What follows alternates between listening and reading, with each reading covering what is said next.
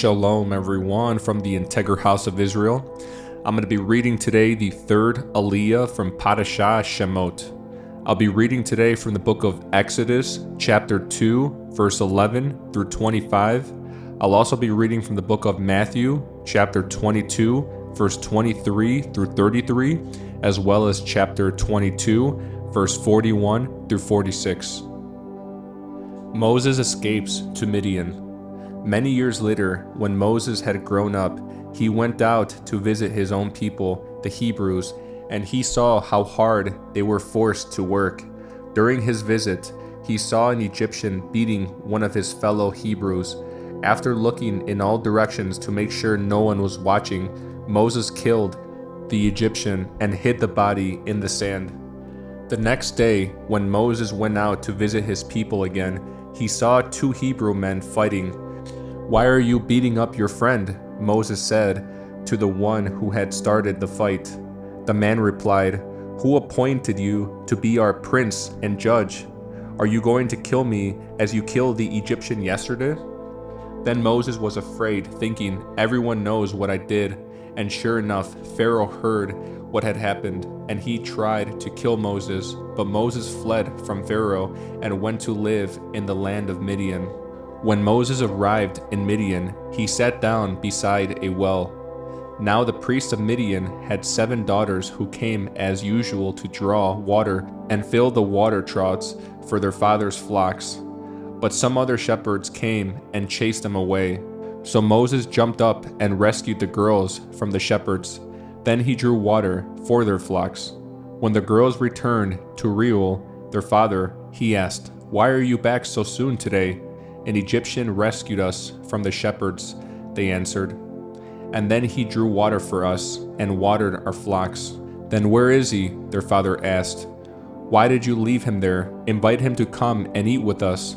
Moses accepted the invitation, and he settled there with him. In time, Reuel gave Moses his daughter Zipporah to be his wife. Later she gave birth to a son, and Moses named him Gershom, for he explained, "I have been a foreigner in a foreign land."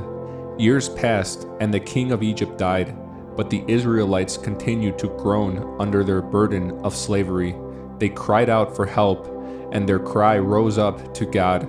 God heard their groaning, and he remembered his covenant promise to Abraham, Isaac, and Jacob. He looked down on the people of Israel and knew it was time to act. Next, I'll be reading from the book of Matthew, chapter 22, verse 23 through 33. Discussion about resurrection. That same day, Yeshua was approached by some Sadducees, religious leaders, who say there is no resurrection from the dead. They posed this question. "Teacher," Moses said, "if a man dies without children, his brother should marry the widow and have a child who will carry on the brother's name. Well, suppose there was 7 brothers. The oldest one married and then died without children, so his brother married the widow. But the second brother also died, and the third brother married her. This continued with all 7 of them. Last of all, the woman also died. So tell us, whose wife will she be in the resurrection? For all 7 were married to her." Yeshua replied, "Your mistake is that you don't know the scriptures, and you don't know the power of God. For when the dead rise, they will neither marry nor be given in marriage. In this respect, they will be like the angels in heaven. But now, as to whether there will be a resurrection of the dead, haven't you ever read about this in the scriptures? Long after Abraham, Isaac, and Jacob had died, God said, 'I am the God of Abraham, the God of Isaac, and the God of Jacob.' So he is the God of the living, not the dead." When the crowds heard him, they were astounded at his teaching. Chapter 22, verse 41 through 46. Whose son is the Messiah? Then, surrounded by the Pharisees, Yeshua asked them a question. "What do you think about the Messiah? Whose son is he?"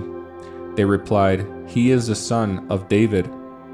Yeshua responded, "Then why does David, speaking under the inspiration of the Spirit, call the Messiah my Lord? For David said, 'The Lord said to my Lord, sit in the place of honor at my right hand until I humble your enemies beneath your feet. Since David called the Messiah my Lord, how can the Messiah be his son?" No one could answer him, and after that, no one dared to ask him any more questions.